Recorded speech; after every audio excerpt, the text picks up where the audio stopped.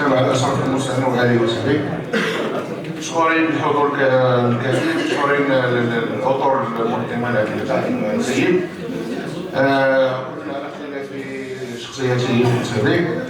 مشكورين الحضور الكرام المجتمع المدني.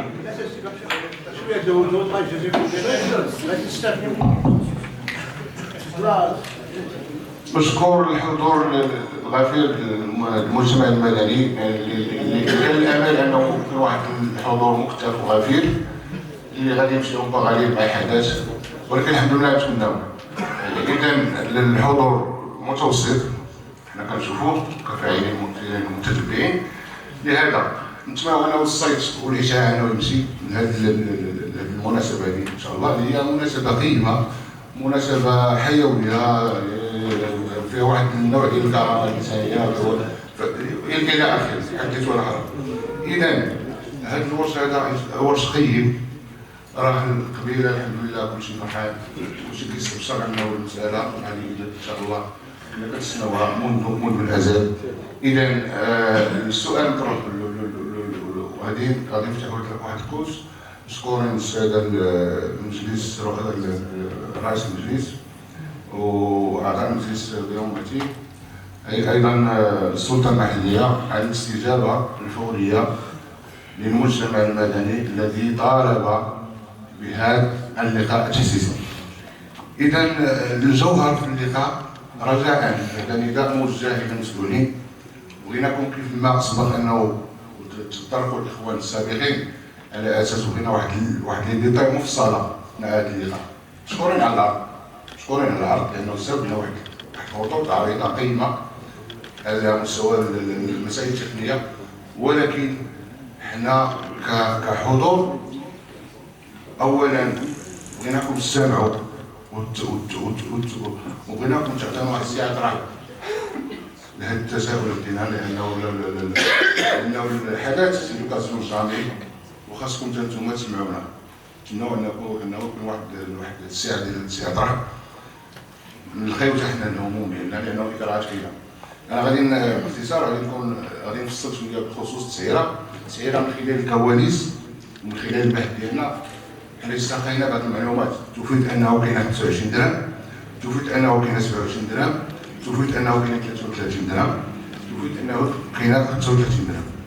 باعتبار اننا مواطنين حدث او منتوج داخلي بالنسبه لنا، هذا تعتبره داخلي كنعرفوا والو، اميين في هذا المجال. اذا بغينا تفسير رجاء في هذا الاطار، الله يجزيكم بخير. بخصوص ايضا كاين واحد المعطى خديناه ما عرفناش المكان ديالو صحيح ولا ما صحيحش، بغيناكم تعطيونا واحد يعني على ما سمعنا انا قلنا هذيك الحجره الصحيه او الحفره الصحيه مضمونه، سمعنا على انه الشركه دابا اللي غتولى الشان الامور غادي تولي تفرض علينا واحد التسعيره اللي هي شويه طالعه لاجل التفريغ، واللي غتنزل على كاهل هذاك المواطن. انا سمعنا واحد المبلغ 700 درهم او 900 درهم. هذا سؤال رجاء وغادي نختم باش ما نطولش لانه خير الكلام ما قل ودل. رجاء الله يجزيكم بخير. غادي هذيك المؤسسه نبغيو ارشادات مسترسله، راه الله يجزيكم بخير. هنا نتحدث بلغه القانون، ولكن الرجال المحليين الملمين بالقانون صراحه انفسنا ونيابه عن المواطنين رجاء بغينا وايضا بغينا الاصدار، لانه في النداء من خلال النداء ديالكم جيتوا تقولوا على انه يجب التسريع الاداره. فعلا يجب التسريع لانه هذه مساله دمويه، ولكن نمشيو ونطلع دائما تكون واحد التفسير ديال الاصدار. مواطن ما بغاش المواطن يمشي للمؤسسه ويلقى عراقيل. والسلام. ونختم بواحد المساله ديال كاين نداء اخر من طرف رئيس المجلس ديال التحسيس.